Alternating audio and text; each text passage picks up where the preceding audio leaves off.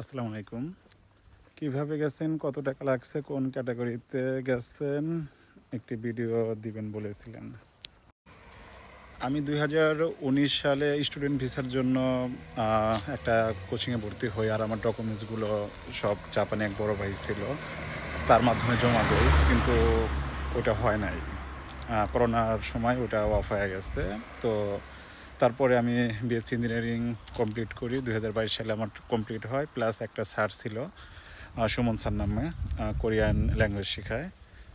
ওইটা আবার অন্য হিস্টোরি। তো তার মাধ্যমে জাপানে আরেকজন থাকে, সেই ভাইয়ের মাধ্যমে আমি ফাইল ওপেনিং করি। আর এটা হচ্ছে জব ভিসা। যেহেতু আমার বিএসসি কমপ্লিট হয়ে গেছে, তো আমি ইঞ্জিনিয়ারিং ভিসার জন্য আমি সাবমিট করি।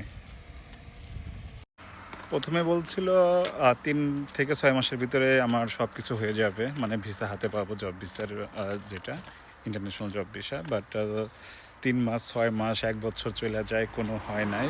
তো 2023-এর মাঝামাঝিতে আমার অফার লেটার বের হয়, যেটা সিও বলে, সেটা বের হয়। তারপরে তো অ্যাম্বাসি ফেস করি।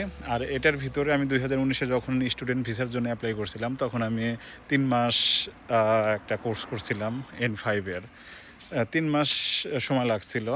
পরে আমি এমনি জাস্ট পরীক্ষা দিয়েছিলাম, নাট টেস্ট।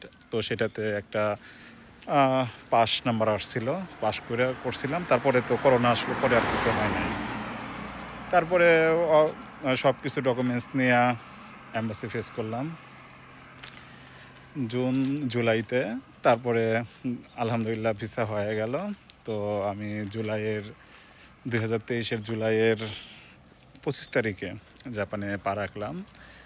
আর আমার টোটাল টাকা লাগছিল হচ্ছে, আমার কন্ট্যাক্ট ছিল 12 লাখ, কিন্তু আসার পরে আরও যে কোনোভাবে আরও 1,20,000 টাকা বেশি লাগছে।